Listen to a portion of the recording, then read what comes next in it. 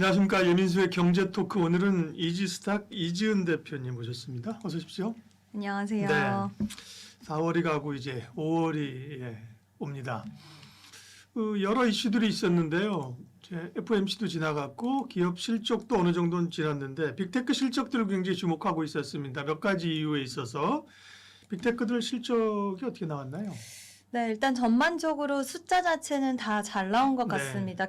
물론 기업별로 좀 세부적인 시장에 이제 바라보는 시선들 이런 거는 좀 갈리기는 했지만 일단 알파벳 같은 경우에는 매출이 1,099억 달러, 주당 순이익 5.11달러를 기록을 네. 했고요. 시장 예상을 모두 상회를 했고 가장 좋은 실적을 보였는데 구글의 클라우드 매출이 실적을 역시나 견인을 했고요. 일단 굉장히 클라우드 부분 매출 200억 3천만 달러가 수익성 개선했다라는 평가가 있는데 결국에는 우리가 제일 많이 쓰는 AI 제미나이가 그 중심에 있었습니다. 그 중심에 있었고 제미나이 엔터프라이즈 유료 이용자가 전분기 대비해서 40% 급증했는데 저도 또 그 중에 하나이고요. 네, 클라우드 기여하셨어요? 네, 제가 또 이 알파벳 실적에 기여를 했는데 클라우드 수주 잔고도 2배 가까이 늘었다. 그래서 클라우드 부분에서 굉장히 괄목할 만한 성과를 냈고요. 알파벳은 또 엔트로픽과 브로드컴과 함께 TPU 공급 계약을 통해서 자체 칩 역량을 강화를 했다라는 부분, 그리고 엔비디아에서 경쟁 구도 얼마 전에는 이제 엔비디아 GPU 칩 구매하겠다라고도 했지만 자체 칩에 대한 개발도 역시나 속도를 좀 끌어올리고 있는 모습들이 확인이 되는 대략 구간이라서 일단은 내재화하고 뭔가 비용을 축소하려는 움직임 이런 것들도 같이 좀 보여졌다라고 볼 수가 있을 것 같고요. 결국 이제 빅텍들이 투자를 AI에 대해서 계속 하느냐, 네. 조금이라도 돈을 벌고 있느냐 이게 중요한 거고 이 치열한 죽기 살기 게임에서 누가 승자냐잖아요.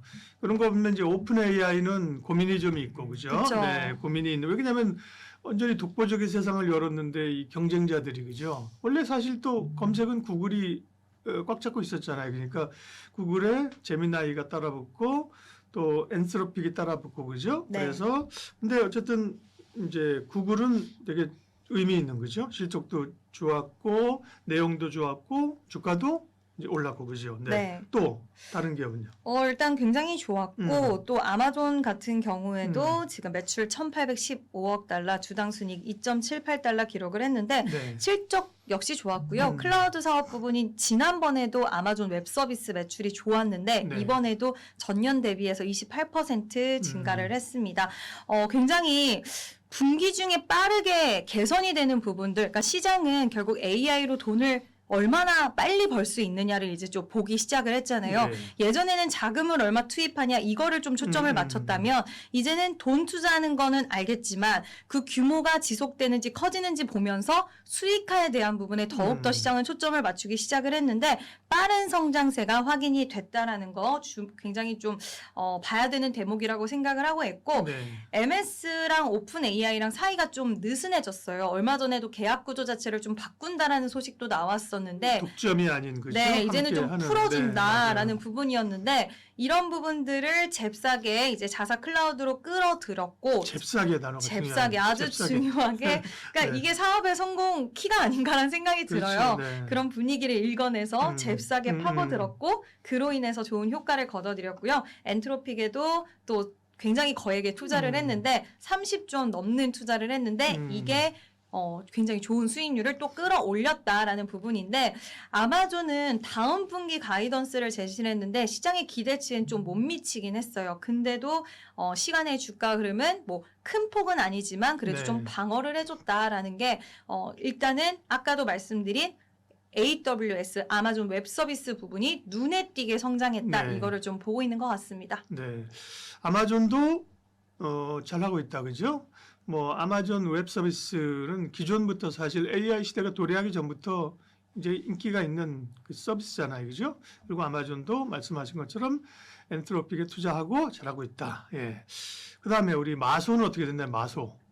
마소는 네. 매출 829억 달러, 네. 주당 순이익 4.27달러 기록했는데 뭐 AI 비즈니스 관련 연간 환산 매출 같은 경우에도 전년 대비해서 123% 급증을 했고요. 네. 결국에는 실적을 좀 견인했어요. 그리고 음. 세부적으로 들어가 보면 생산성 지표인 코파일럿 유료 사용자도 늘어났다라는 것도 좀 고무적이었고 수주 잔고도 2배 가까이 증가를 했는데 마소는 자본 지출도 있었고 그리고 AI 인프라 자산에 투자한다 뭐 이런 이야기도 있었지만 항상 알파벳이랑 비교를 했을 때 그래서 수익성은 왜 더 뒤처져? 이런 게 좀 있었던 것 같아요. 그래서 지난번에도 실적 뚜껑을 열고 나서 마소 같은 경우에는 안 좋았는데 주가가 이번에도 마찬가지로 괄목할 만한 성과까지는 아니다. 구글과 견주었을 때 여전히 좀 아쉽다라는 그런 평가가 있었던 것 같고요.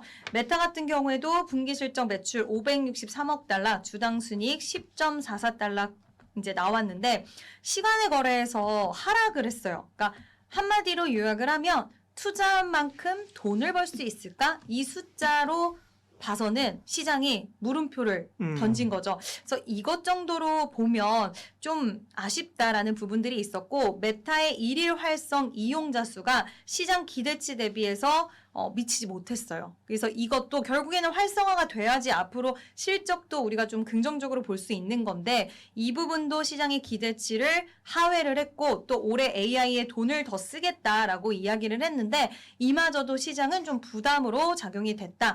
근데 전체적으로 주가도 엇갈렸고 뭐 세부적인 사항들 기업들마다 평가를 달랐지만 우리나라에서 봐야 되는 건 그래서 투자 늘리니? 이게 가장 중요하잖아요. 그렇죠. 네. 주목했던 포인트가. 근데 대규모 자본 지출 관련돼서는 여전히 늘리거나 줄이지는 않고 최소 계획대로 그대로 해 나가겠다라고 이야기를 했고요. JP모건에서 오늘 클라우드 캐펙스 총정리라고 해서 하나 나왔어요. 네. 2026년 하이퍼스케일러들의 합산 캐펙스가 7천억 돌파한다라는 부분이었고 시장이 예상했던 가이던스보다도 훨씬 더 많은 금액을 총 했을 때는 투자를 하게 될 것이다. 그래서 지금은 자금을 투입하는 구간이다라는 걸 이번 실적 발표에서 더욱더 명확하게, 그러니까 1,000조 이상이죠. 7천억 달러면은. 그래서 1,000조 이상 쓰게 될 것이고 이 부분은 시장에서 결국엔 우리는 메모리에 대한 수요는 더욱더 견조하다라는 부분이고 돈 계속 쓰면 전력 기업들도 당연히 수혜를 받을 수 있고 네. AI 쪽의 키워드는 봐야 된다라는 부분들을 좀 확인을 시켜주지 않았다라고 보고 있습니다.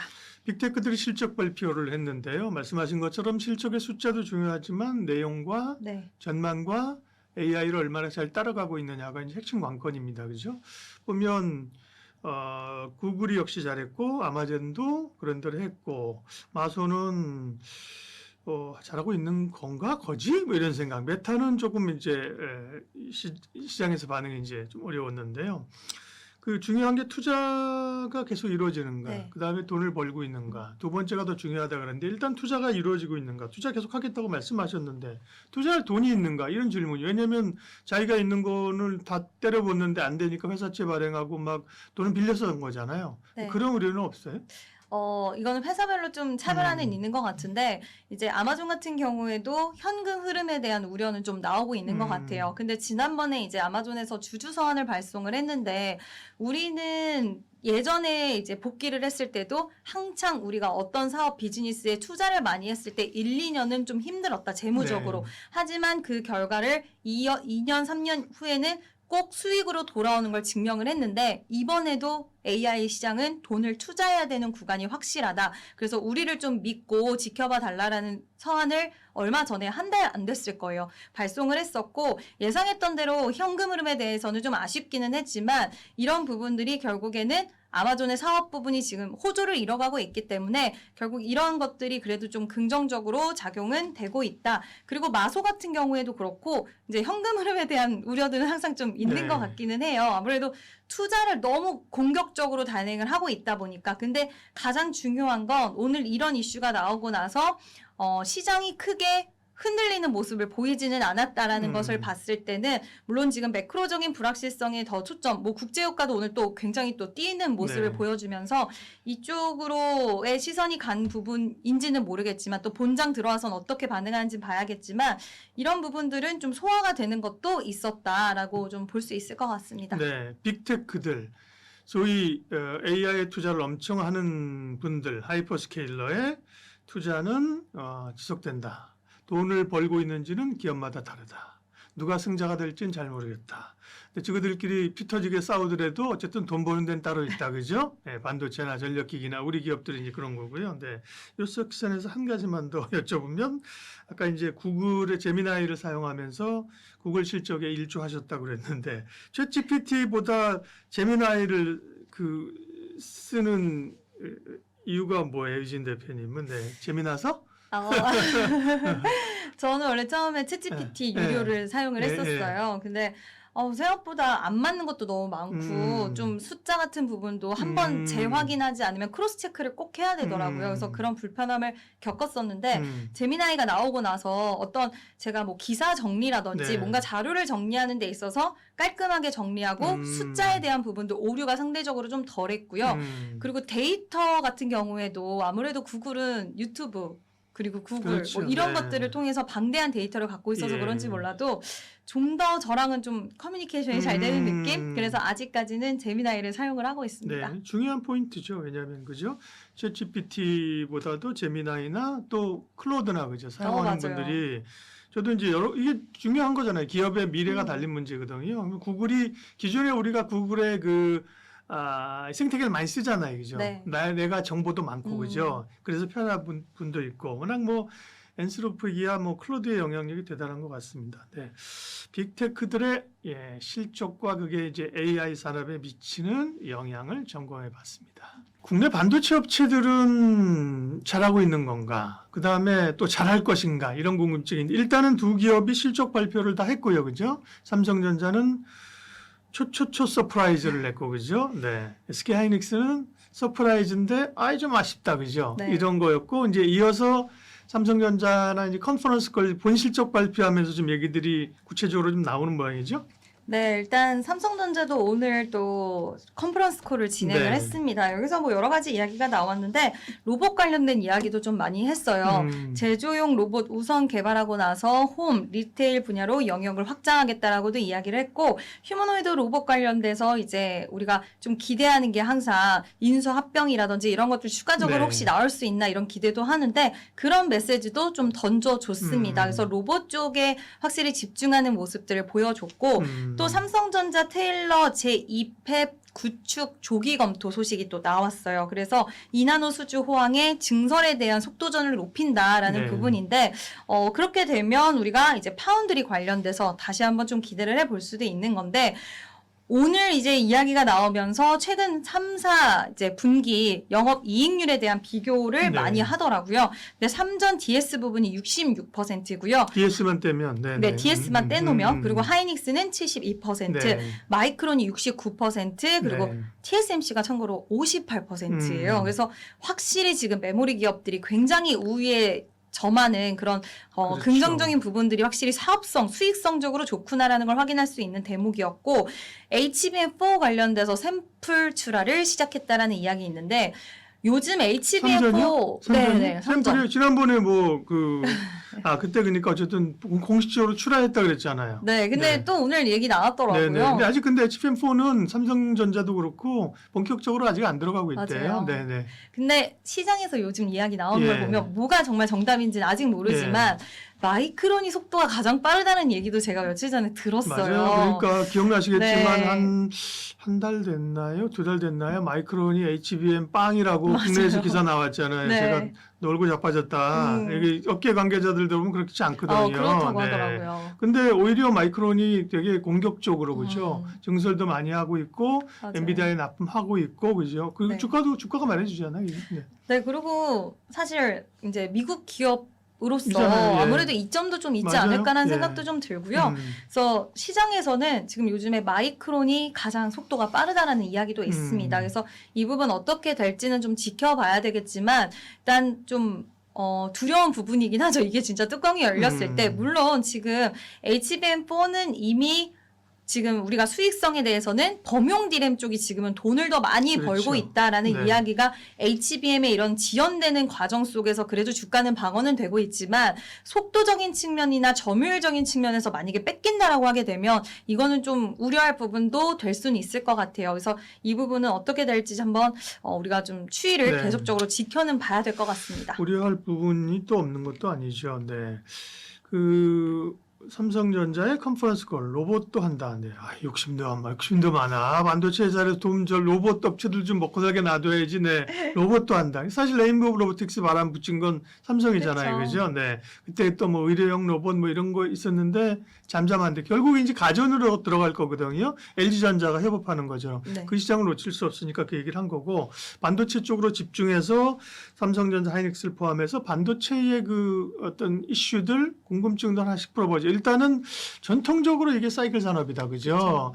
한 2년 정도의 사이클 끝나면 갑자기 손가락 빠는 구간으로 가는데 이번에는 좀 다를 것이다. 그런 얘기들이 계속 나오고 있어요. 예.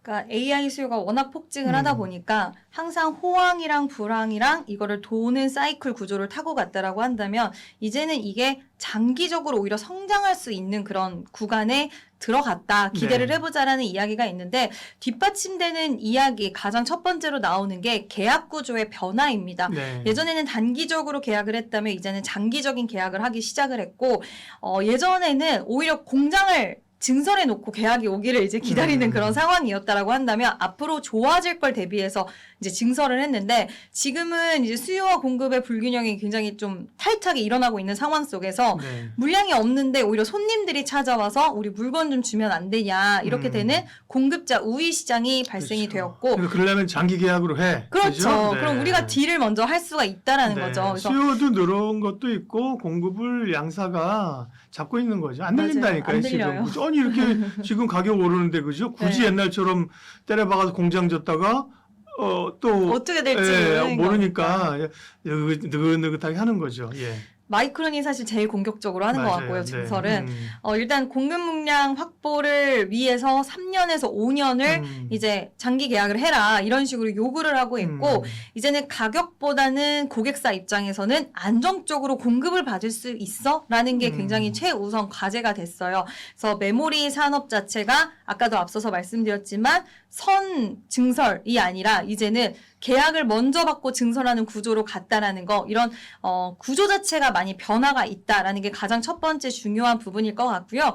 일단 삼성전자 같은 경우에도 우리가 이번에 알파벳 CEO의 발언에서 좀 이야기를 유추해 볼 수 있는 게 있었어요. 네. 지금 이렇게 얘기했어요. 엔터프라이즈 AI 솔루션 부분의 매출이 이번에도 잘 나왔지만 좀 아쉬웠다. 컴퓨팅 관련된 제약이 있어서 우리가 더 잘할 수 있었는데 이게 좀 안 됐다라고 이야기를 했는데 그 얘기는 메모리가 더 필요하다라는 이야기거든요. 그래서 그 이야기인 결국에는 구글 같은 경우에는 뭐 앞으로 TPU라든지 그리고 엔비디아 GPU도 물량을 받고 여러 가지 과정 속에서 우리나라 기업들의 역할은 더 커질 수밖에 없다라고 생각을 하고 있고요.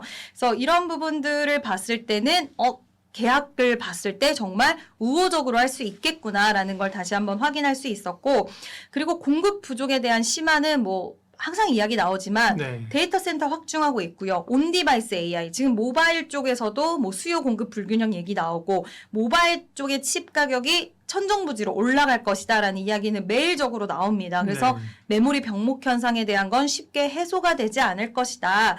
그래서 또 새로운 공장 건설 우리가 앞에서 계속 이야기를 했지만 우리 어디 이제 조기 검토해요. 뭐 하지만 막상 삽을 뜨고 뭐 준비하고 뭐 하고 지금 건설하고 있는 데도 있긴 하지만 최소한 시간이 2028년까지는 가야 된다라는 거죠. 이게 물리적인 시간들이 걸릴 수밖에 없다 보니까 이런 해소되기는 좀 어려울 수 있을 것이다. 시장에서는 보고 있고요.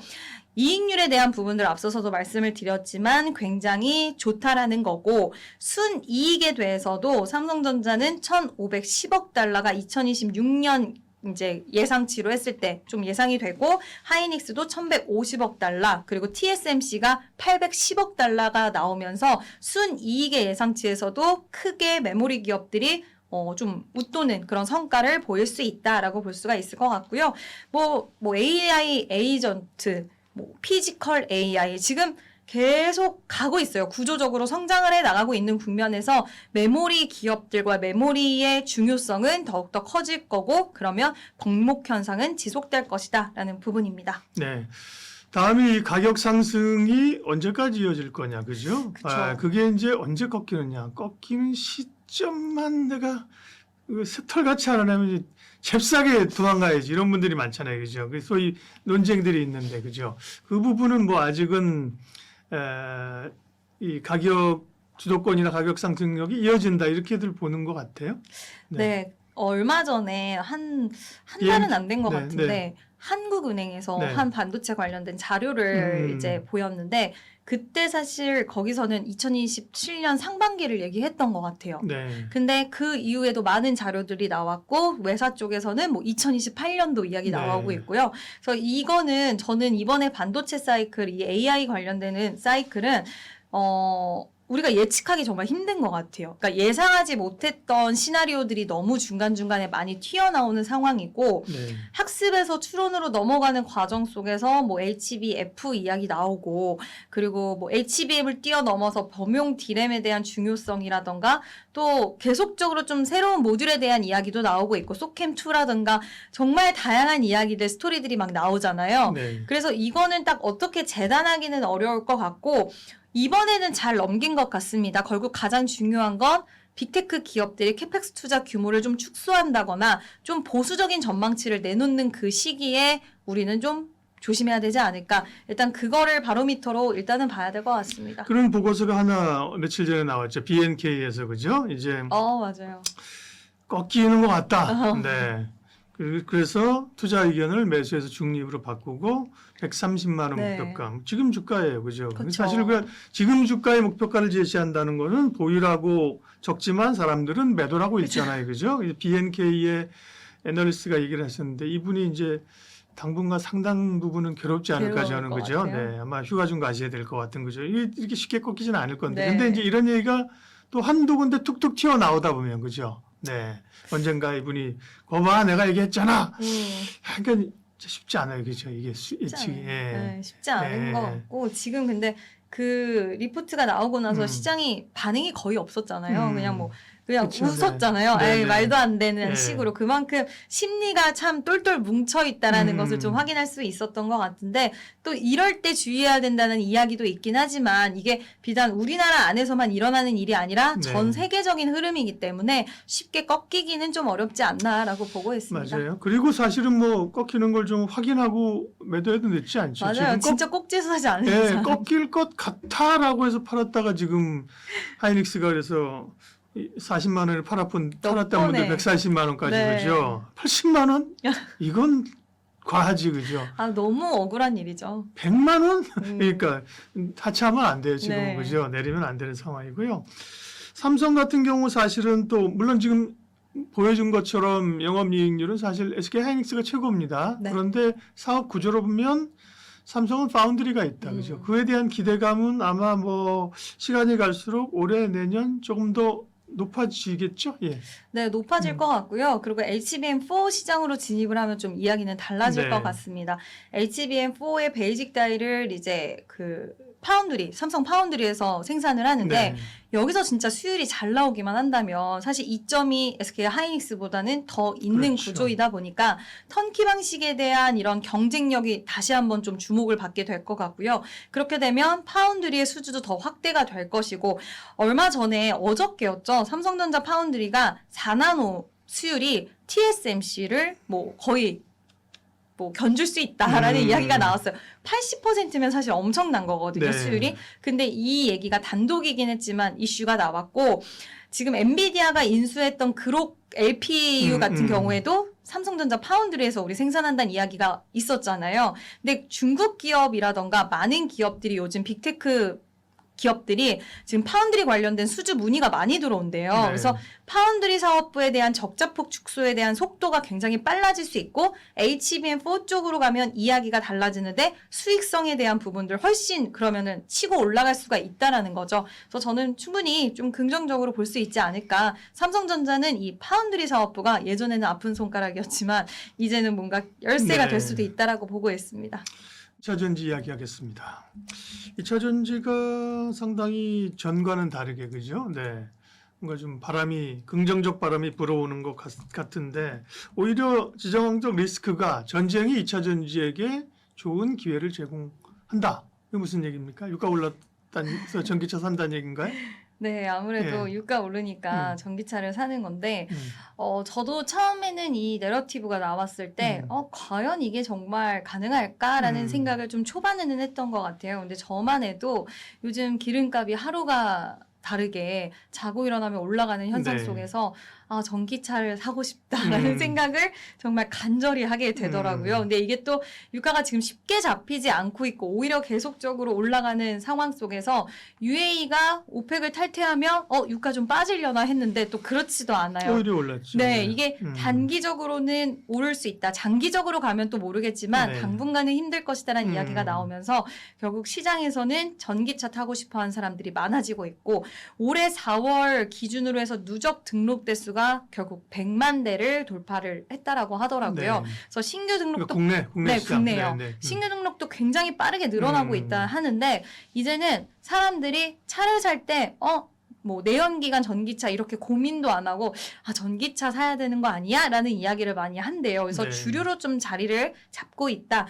아무래도 이제 유지비에 대한 부분들 그리고 유류비 부담 떨어뜨리고 정책에 대한 보조금 정책들 여전히 유지되고 있다 보니까 이런 부분들이 많이 나타나고 있는데 올해 신차 10만 대 달성 시점을 보면요. 4월 중순이었는데 지난해 대비해서 3개월 이상 단축이 됐대요. 그러니까 1년 동안 빠르게 이제 새롭게 10만 대가 달성이 된 건데 전기차 비중이 이 중에 20%를 돌파했다라고 합니다. 그만큼 5대 중에 한 대는 지금 전기차를 선택한다라는 건데 뭐 수요가 너무 많아서 어느 지역은 또 뭐 보조금이 없어서 지금 그런다 뭐 이런 이야기가 네. 나올 정도니까 확실히 뭐 옛날엔 화재 뭔가 주행거리 그렇죠. 뭐 네. 인프라가 너무 부족해 이런 이야기가 그렇죠. 있었지만 이 금액적인 부분들은 다 뛰어넘을 수 없는 것 같습니다. 내 주머니 사정에서 나가는 비용들이 너무 많아지니까 그런 거 차치하고 일단은 전기차가 싸니까 타자라는 이런 현상들이 좀 나오고 있고요.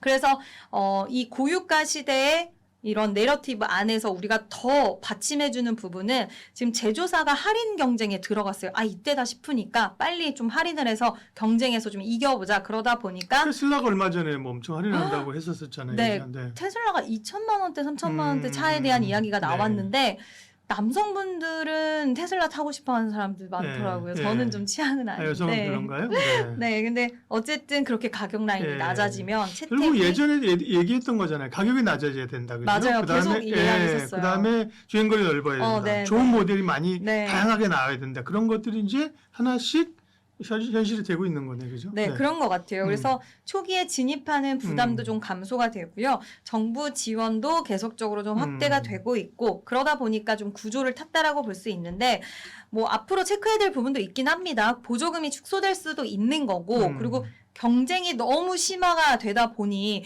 회사 입장에서는 수익성에 대한 오히려 좀 안 좋은 악화 쪽으로 갈 수 있는 부분들도 있고요.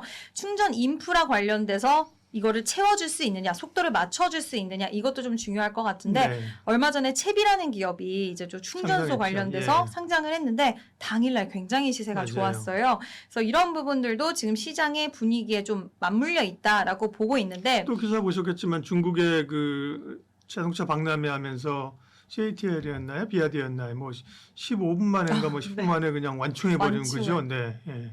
그렇게 지금 매번 뭐 비아디, 그러니까 중국 기업들 네. 안에서도 서로 경쟁하고 있는 것 같아요. 서로 누가 더 빨리 충전할 수 있느냐, 네. 그만큼 중요하다라는 건데, 그러니까 과거에는 환경 플러스, 그러니까 환경도 탄소 중립 이야기를 하면서 정부에서 환경을 신경 써야 된다. 글로벌 시장에서도 그러니까 우리가 하고자 해서 한 건 아니었잖아요. 뭐 개개인이 환경을 생각하다 이런 마인드보다는 네. 세계 시장에서 환경을 생각해서 내연기관차를 탈피하고 이제 친환경으로 가야 된다 이런 이야기를 했는데 그게 예전에는 정책 중심에서 마음에 와닿는 시장은 아니었던 것 같아요. 그렇죠. 근데 현재로 이제 오면서 비용이 너무 많이 들다 보니까 이젠 내가 직접적으로 체감을 해서 소비자들이 선택할 수 있는 구조 자체가 발생을 했다라는 거고 이제 미래로 가면은 그럼 인프라가 어때? 기술은 누가 괜찮아? 기술 대비해서 가격은 누가 괜찮지? 이렇게 또 구도로 갈 것 같아요. 그래서 지금 현재는 사람들의 소비자들의 채택을 할 수밖에 없는 환경들이 좀 마련이 되어 있다.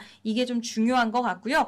우리나라뿐만 아니라 지금 유럽 시장에서도 전기차 시장 반등 조짐이 나와주더라고요. 그래서 살펴봤더니 뭐 IAA 도 있고 정책적으로 이런 부분들도 있는데 전기차 관련된 네. 보조금 혜택이 있었어요. 근데 이게 진짜 기가 막힌 게 판매량도 유럽 내에서 이제 쭉 올라오는 모습들이 보여졌는데 독일, 이탈리아 이런 데는 재시행했거든요. 보조금을 확실히 판매 대수가 올라가는 모습을 보여줬고요. 근데 벨기에 보조금이 없으니까 확실히 채택을 안 하더라고요. 그렇죠. 많이. 네. 그래서 이 부분이 소비자들의 니즈와 정책적인 것들이 맞물렸을 때 시너지를 난다는 것을 확인할 수가 있었고 확실히 삼성이 그런 거 보면 왜냐하면 이따 오면 삼성 SDI 얘기할 기회가 있겠습니다만 독일의 벤츠나 그죠? 맞아요. 유럽 회사들에게 이 제품을 공급하는 라인업을 구성한 거잖아요, 그죠? 삼성이 항상 뭡니까?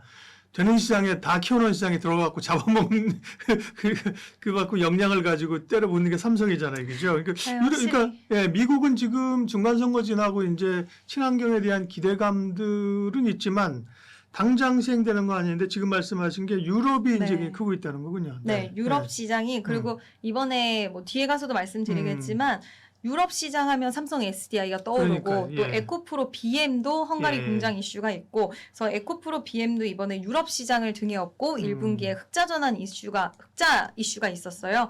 그래서 그런 걸 보면 확실히 참 삼성이 말씀하신 그러니까요, 것처럼 네. 참 타겟팅을 잘한다. 네. 시기도 잘 맞춘다라고. 표현이 좋으시네. 근데 네. 저는 좀 과격하게 그죠? 항상 그 처음에 리스크 안 지고 그죠? 되는 시장에 뒤늦게 들어가서 시장을 물량과 자본으로 밖에서 키우는데 뭐라 그러지? 타겟팅을 잘한다. 네. 이 삼성 분들이 좋아하실 아주 세련된 표현을 쓰셨습니다. 네.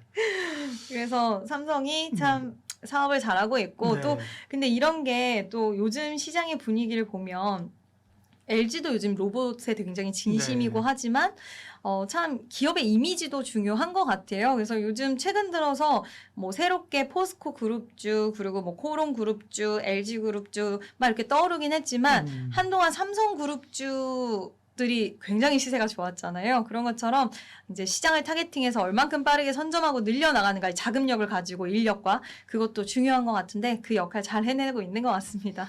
지금 말씀하신 게 소위 이제 캐즘 구간인 거죠, 그죠? 네. 처음에 기대감으로 시장에 진입했는데 여러 그 장벽들이 있는 거예요, 그죠? 가격도 비싸, 주행거리도 짧아, 충전 시설도 적어. 맞아요. 너 환경주의자니? 그러면 타. 초반에 그랬잖아요, 그죠? 근데 그게 몇 차례 EV 쪽은 계속 안 올라오니까, 그죠? ESS, 로봇 얘기했는데 이제 그런 변화들이 슬슬 나타나고 있다, 그죠? 그렇죠. 그래서 일부 언론에서 나온 것처럼 전기차가 캐즘을 벗어나고 있는 것이냐? 네. 캐즘을 벗어나고 있는 겁니까? 네. 뭐 아직까지 무조건 벗어난다라고 하긴 어려워요. 근데 증권사 전망들을 보면 올해는 확실히 바닥을 찍었고 올해는 좀 올라오는 게 하반기 갈수록 더 두드러질 거라는 평가가 줄을 이루고 있지만 뭐 이것도 어디까지나 수치로 확인이 돼야 되는 부분이고 이제 시작 구간입니다. 그래서 이게 또 올라오다가 꺾일 수도 있는 거고 맞아요. 또 국가들 정책적으로 갑자기 바뀔 수도 있는 부분이기 때문에 이런 것들은 지금 무조건 여기에만 우리가 이제 캐즘 벗어났다 2차전지 보자 이런 의미보다는 ESS도 있고 뭐 휴머노이드 로봇도 조그마지만 어쨌든 갖고 있고 지금 모멘텀을 그런 가운데 이쪽 괜찮은 것 같은데 결국엔 EV가 안 되잖아 이런 말이 계속 나왔던 부분을 조금이나마 좀 순화시켜줄 수 있는 이야기 스토리들이 나와주고 있다. 그래서 무조건적으로 이제 EV 캐즘 끝났다라고 생각하기보다는 좋은 재료가 따로 있지만 이 원래 재료가 있었던 부분을 지금 굉장히 좀 아픈 손가락이었는데 여기조차도 다시 좋은 재료로 바뀌고 있다. 좀 이 정도로 보고 계시면 좋을 것 같습니다. 우리의 샘성 얘기를 앞서도 했는데 그죠? 네. 사실은 2차 전지 시장이 처음에 막 우리가 배터리 만들 때도 LG가 치고 나간 거잖아요. 그죠? 네. LG 에너지 솔루션이 사실 그 시장을 이거는 이제 이 경영자들의 이제 미래 전략이거든요. 돌아가신 이제 구본무 회장이 그죠? 그쪽에 드라이브를 많이 걸어서 LG의 사실은 그 입지가 그죠? 강해진 네. 건데 삼성은 그 당시 삼성은 왜 이렇게 소극적이지? 돈이 없나? 사람이 맞아요. 없나? 그랬는데 삼성은 슬슬 하는 거예요, 그죠? 보니까 이게 처음부터 이렇게 쏟아부어서 안 될 거라고 생각해서 어떻게 속도 조절을 좀 했을 수도 있어요, 그죠? 분위기 파악을 좀 하고. 맞아요. 네. 아까 뭐라 그러지? 타이밍이 네, 맞나? 타겟팅을 잘한다. 타겟팅. 자, 근데 최근에 어쨌든 셀 업체 가운데서 나오고 있는 거는 삼성 SDI가 가장 주목을 받고 있다는 얘기죠, 그죠? 네. 그 배경을 좀 얘기를 해보죠. 그러니까 원래는 우리가 LG 에너지 솔루션이 네. 거의 대장격이었다가 네. 갑자기 뒤늦게 삼성 SDI가 이번에 확 치고 올라갔는데 음. 일단 실적에 대한 부분들이 좀 스토리가 있었던 것 같아요. 올해 1분기 영업 손실 전년 네. 동기 대비해서 64% 이상 줄였습니다. 항상 실적은 좋지 않았기 때문에 이번에도 좋지 않을 건 알고 있었는데 적자를 얼마나 줄이느냐가 좀 시장에서 기대를 했던 부분인 것 같아요. 근데 이거를 좀 채워줬고 네. ESS 그리고 전기차, 배터리 전방 수요가 그래도 유럽 시장 견조했다라는 거고 앞서서 잠깐 언급을 해주셨지만 실적 발표 뚜껑이 열리기 전에 벤츠와의 또 배터리 네, 계약 있었죠. 소식이 나왔어요. 그러다 보니까 안 그래도 적자폭 얼마나 줄일까 기대했는데 여기에 EV 쪽도 새로운 벤츠를 뚫었네. 그래서 지금 유럽 쪽의 완성차 업체들과 다 손을 잡았네. 이런 내러티브가 또 형성이 됐고 이런 것들이 굉장히 좀 우호적인 환경을 만들어줬다라고 보시면 좋을 것 같고요. 실제 실적이 어느 정도 나왔나요? 네. 일단 1분기 연결 기준 매출로 3조 5,764억 원이 네. 나왔어요. 영업 손실은 1,556억 원을 기록을 했는데 일단 2024년 4분기 이래에 안타깝지만 6개분기 연속 적자를 기록하긴 했습니다. 네.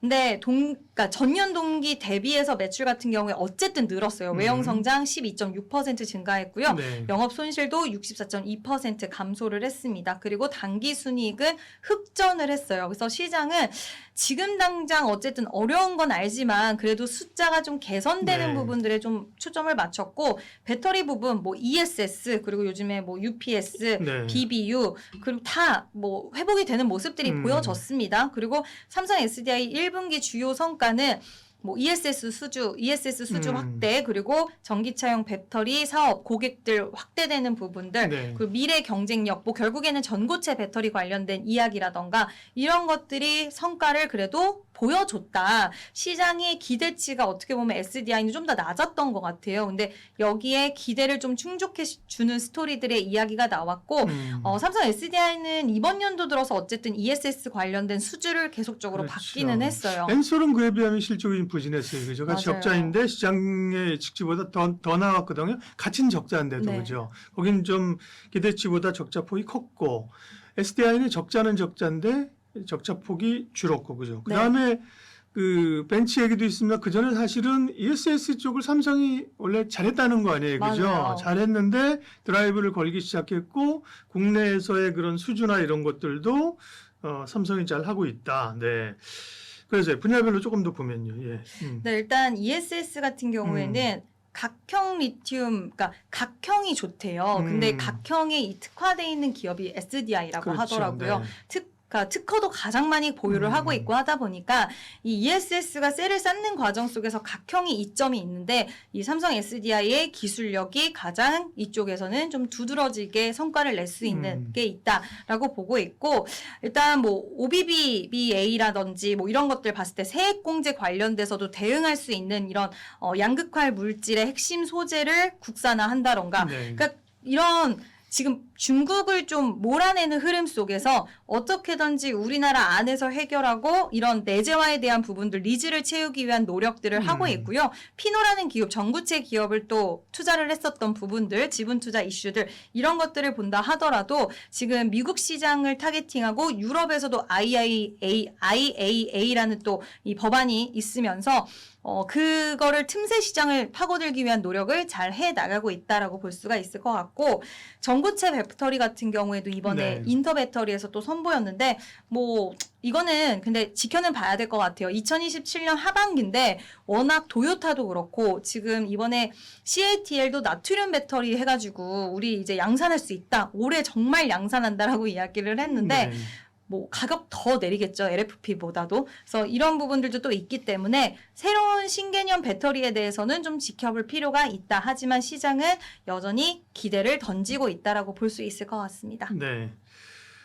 그리고 또 아까 이제 유럽 얘기를 우리가 하면서 그죠? 유럽 시장의 변화들이 사실은 자동차 유럽이 이제 강국이잖아요, 그죠? 그쵸. 근데 그동안은 사실 노이즈도 좀 있었고 전기차 쪽에서 유럽 기업들이 좀 초반에 좀 적극적으로 가지 않으면서 글로벌리 영향력을 잃었는데 이제 유럽이 사실은 들고 일어나면서 하시고죠. 전기차 강국이고 유럽 얘기하면서 아까 삼성 SDI하고 에코프로 BM 말씀하셨어요. 네. 에코프로 BM도 유럽 쪽에 포션이나 기대가 큰 거예요? 네, 헝가리 이제 공장이 예. 있다 보니까 가동률이 당연히 올라갈 수 있는 부분들이고 그렇게 되면 이제 고객사들에게 훨씬 더 지금 IAA 그 법안이 결국 유럽 내에서 생산하고 이런 이슈를 갖고 있는 부분이기 때문에 당연히 이점으로 작용이 될 수가 있는 거고요. 이번에 실적에서도 그거를 등에 업고 또 좋은 실적을 보였다라고 보시면 될 것 같습니다. 네.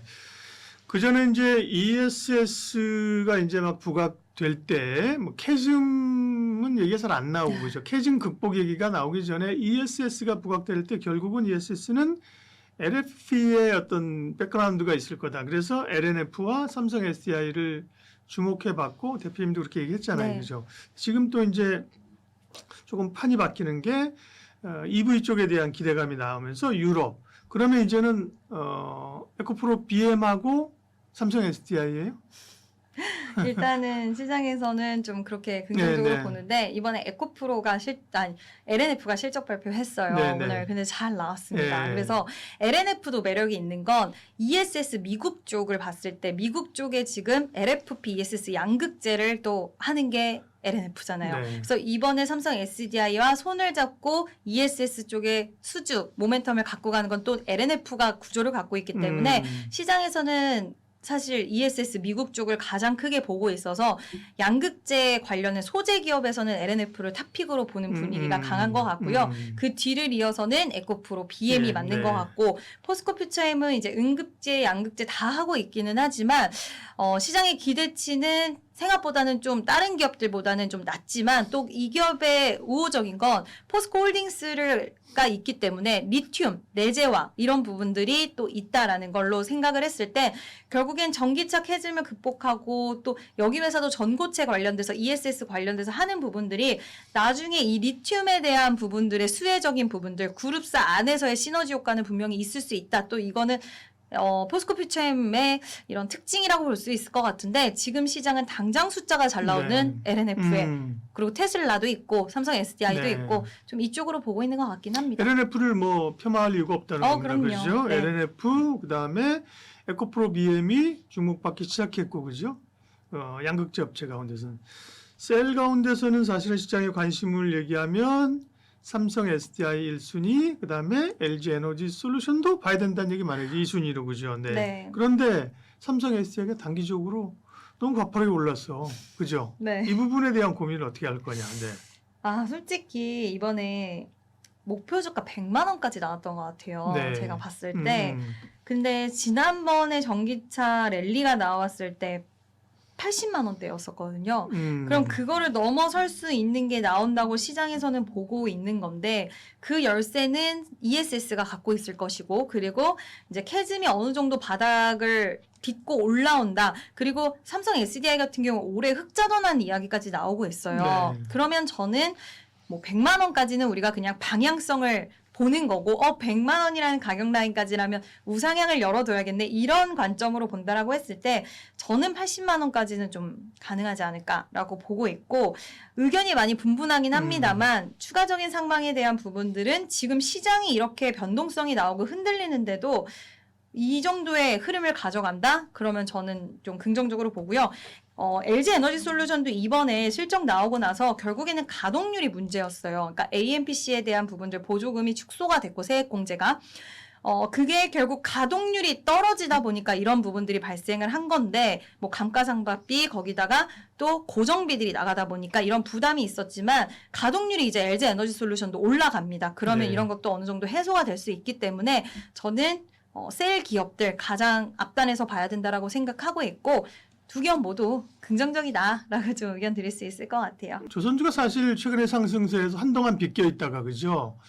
한 일주일, 한 열흘 최근에 또 괜찮았어요, 그죠? 네. 예, 괜찮았고 또 하나 모멘텀이 이제 선박 엔진도 AI 데이터 센터에 쓰인다, 그죠? 그런 얘기까지 있었는데요. 일단은 조선주의 전반적인 흐름들 또 실적 동향은 어떤지요? 예. 네, 사실 이 조선주 같은 경우에는 한동안 꽤 오랜 시간 동안 좀 주가 부침이 있었던 네. 것 같아요. 근데 최근에 AI라는 키워드 그리고 실적 시즌이 도래를 하면서 좀 분위기가 급 반전됐습니다. 네.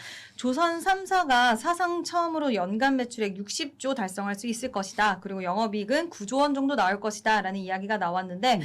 뭐 다들 아시다시피 저가 선박에 대한 인도, 그러니까 저가 물량을 좀 털어내고 털어내고, 네. 고부가 가치 선박에 대한 실적 반영이 맞물릴 것이다라는 이야기가 나왔고요. 뭐 전 세계적으로 노후 교체 선박에 대한 수요라던가 그리고 환경 규제 대응을 위해서 친환경 네. 선박에 대한 발주 뭐 이러고 신조선가가 올라갔다. 뭐 이런 것들에 대한 이야기가 좀 형성이 되었는데 여기에 처음으로 출발을 해줬던 거는 하나오션이었어요. 하나오션이 굉장히 실적이 잘 나왔어요. 특히 영업이익이 4,411억 원을 기록을 했는데 네. 영업이익이 70.6%나 불어났고요. 그래서 이익 추정치를 17.6%나 웃돌았고 뭐 당기순이익도 좋았고요. 그래서 전체적으로 LNG 운반선 수익성이 높은데 효자 노릇을 했다라는 이야기가 있었고 네. 전체적으로 뭐 고성가 프로젝트, LNG 운반선 다 좋았습니다. 그래서 특수선이라든지 에너지 플랜트 부분이 살짝 삐끗했는데 그것도 다 상쇄를 해줬다라고 볼 수가 있을 것 같고요. 뭐 환율 상승했고 또 원가 절감의 효과도 있었고 네. 일부 조기 인도에 대한 효과가 좋았다라는 부분인데 삼성중공업이 오늘 실적 발표가 있고 네. HD한국 조선해양, 그러니까 HD현대 조선 부분에 대한 중간 지주사인데 7일, 다음 달 7일에 1분기 실적이 발표가 돼요. 근데 굉장히 기대를 많이 했습니다. 근데 지금 오늘 실적이 나왔는데, 네. 5분 전에 나왔는데, 삼성중공업의 이제, 생각보다 부진해요, 그죠? 네, 영업이익이 지금 예상치 대비해서 마이너스 20%였고, 지금 영업이익 2,731억 원이 나왔는데, 네. 원래 예상치는 3,409억이었거든요. 매출액 같은 경우에도 예상치의 3% 정도 못 미쳤습니다. 그래서 지금 시장은, 왜 이럴까라고 보고 있는데, 4분기에 저선가 물량을 다 떨궈냈다라고 했는데 인도가 좀 지연됐나라는 이야기도 있고 지금 이 부분에 대해서는 좀 자세한 이야기 네. 들어봐야 될 것 같아요. 구체적인 얘기는 이제 실적을 분석하면서 나올 것 같은데 그죠? 네. 원래 이제 LNG선 탱커 이런 쪽은 삼성중공업이 강하기 때문에 네. 그죠? 기대가 있었는데 삼성중공업은 일단 눈에 보이는 실적은 조금 미스를 한 상황이고 실적이 이제 속속 발표되고 있는데 지금 말씀하신 것 가운데 사실은 마스가 얘기는 하시지도 않았거든요. 왜냐하면 그죠? 조선주에 대한 건 이 마스가 프로젝트 미국과 협력 이런 거잖아요. 네. 그죠? 근데 그 부분은 반영이 안 됐음에도 불구하고 전체적인 업황이나 실적 이런 거 봤을 때도 그동안 못 올랐다. 그죠? 그런 걸 좀 반영하고 있다는 거잖아요. 네. 네, 이제 그런 것들이 결국에는 마스가가 아니더라도 지금 LNG 운반선 확대가 이란 전쟁을 통해서 결국에는 카타르에서 조달했던 LNG들을 미국 쪽으로 그러니까요. 공급망 변화가 되다 보니 운송 길이가 길어질 수밖에 없고 그럼 더 많은 LNG가 필요할 수밖에 없는데 LNG선이 네. 그래서 수요가 더 늘어날 것이다라는 부분이고 실제로 올해 LNG 운반선 수주가 많았어요. 근데 이제 일각에서는 중국은 항상 뭐 컨테이너 선이라든지 그러니까 고부가 가치 선박을 못해라는 이미지가 있었는데 네. 1월 달에 한국보다 더 많은 LNG 운반선을 수주했다라는 소식이 있었어요. 중국이 네, 그래서 좀 조선주들이 약간 주춤했나라는 생각도 들었는데 일단 신성장 동력인 한미 지금 프로젝트를 시장에서는 굉장히 크게 보고 있잖아요. 아직 뭐 마스가가 시작도 제대로 되지는 않았지만 뭐 미국의 구남이라든지 그리고 부유식 액화 천연가스 설비 우리가 항상 이야기하는 삼성중공업의 네. FLNG 뭐 이런 쪽에 대해서 굉장히 핵심적인 수주가 나올 수 있는 가능성이 열려 있고 지금 LNG 프로젝트가 중심이 되는 나라가 거의 미국이 프로젝트 중심에 많이 있는데 과연 미국이 중심되는 프로젝트에서 LNG 수주, 운반선 수주가 중국에 갈 것이냐라는 좀 이야기도 있습니다. 그래서 이 부분은 일단 미국이야 중국 거 안 사겠죠. 그렇죠. 네, 그래서 이 부분에 있어서는 크게 오히려 우려는 안 해도 된다. 뭐 입항조차를 못하게 그렇죠. 하는데 그죠? 더 좀 강하게 할 수도 있을 것 같아요. 예. 그래서 뭐 이번에 5월달에 정상회담 그 만나잖아요. 회동을 하잖아요. 북중이란다. 미중. 예. 네, 미중. 2차 전지도 이걸 좀 봐야 된다는 이야기도 있기는 해요. 이제 2차 전지도 여기서 어떤 이야기가 나오느냐에 따라서 좀 분위기 급반전 혹시라도 체크해야 된다는 이야기도 나오는데 조선 같은 경우에도 뭐 여기까지는 풀어줄지는 않을 것 같긴 한데 네. 그래도 한번 그것도 한번 체크해 봐야 된다. 아까 2차 전지에 이어서 한번 예. 이야기 드립니다. 조선주는 뭐 나쁘지 않다, 괜찮다 네. 그죠. 근데 그동안 이제 관심이 뭐 반도체나 전력 이런 쪽으로 워낙 가다 보니까 AI의 모멘텀으로 가다 보니까 사실은 관심을 좀 덜 받았던 거죠, 그죠? 네. 그러다가 이제 최근에 한 일주일간 올랐던 건데 AI에서 약간 좀 삐껴 있어서 그런 건데, 근데 조선도 이제 AI의 수혜주다, 그죠? 이런 얘기가 이제 나온 거잖아요.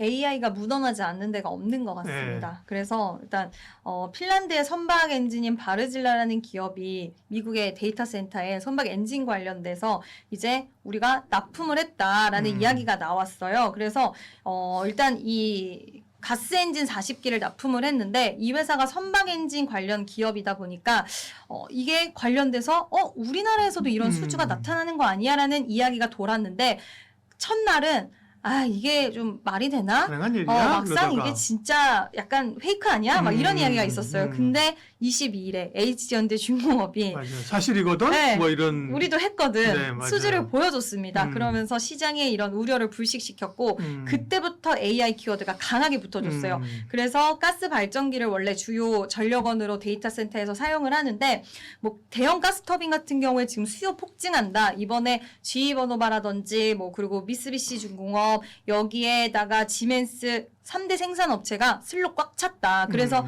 두산 에너빌리티가 수혜다 뭐 이런 이야기도 있긴 하지만 이들은 기간이 너무 오래 걸려요. 바로 발전을 하기가 어렵다라는 부분이 있는데 상대적으로 가스 엔진, 선박 엔진 같은 경우에는 굉장히 빠른 시간에 우리가 해결할 수 있다. 전력에 대한 부분들을 이런 것들이 굉장히 우호적으로 좀 작용이 됐고요. 그러다 보니 뭐 하나 엔진, HG현대 마린 엔진, XTS 엔진, HG현대 중공업 다 좋은 시세 흐름들이 나와줬고 지금 이제 엔진 부분에 사후 관리하는 회사가 있어요.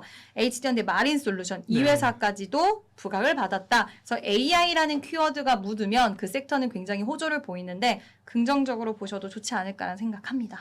근데 이게 지속 가능할까? 일회성 요인 아닐까? 그죠? 뭐 어떻게 보면 선박 엔진 가져가서 데이터 센터 발전을 쓴다고? 뭐 사실 시장의 이슈나 테마는 항상 테마는 있다가 사라지고 그렇잖아요, 그죠? 이게 지속 가능한 것일지 좀 궁금해요. 네.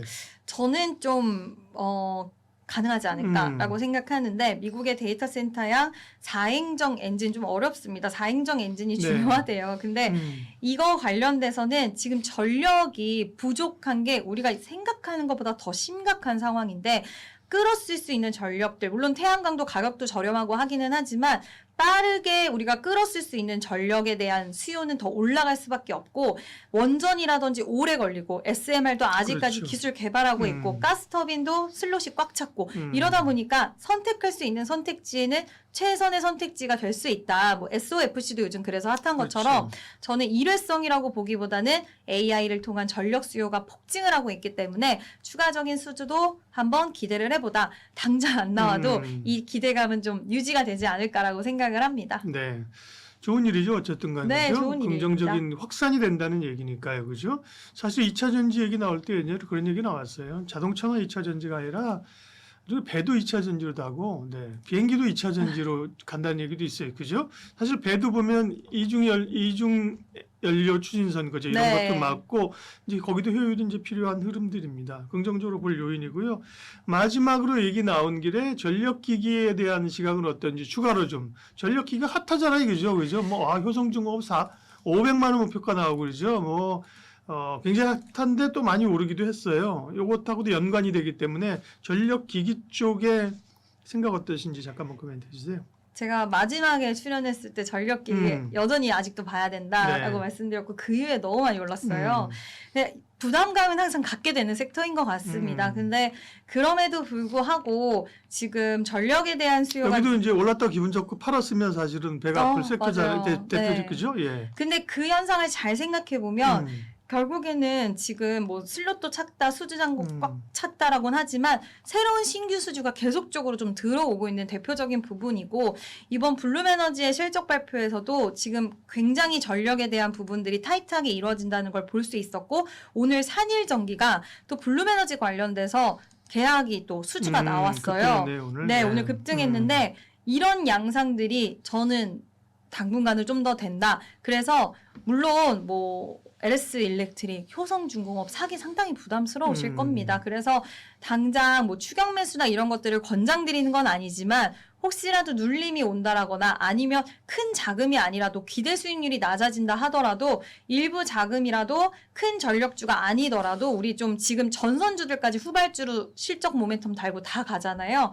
오늘 좀 눌린 종목들이 상대적으로 많아요. 네. 대원전선 빼고는 전선주들 주가는 좀 눌렸는데 대한전선도 이번 실적 잘 나왔고요. 뭐 이튼과의 협력 관계 갖고 있는 제일일렉트릭도 어저께 상한가 갔었고 이런 것처럼 전력이라는 키워드는 지금 시장에서는 우리가 당장 주가 너무 많이 올라왔다, 부담스럽다라고 생각하면 안 될 것 같다. 이 안에서 해답은 계속적으로 찾아보셔야 될 것 같습니다. 네, 이지스탁 이지은 대표님 오늘 좋은 말씀 많이 해주셨습니다. 고맙습니다.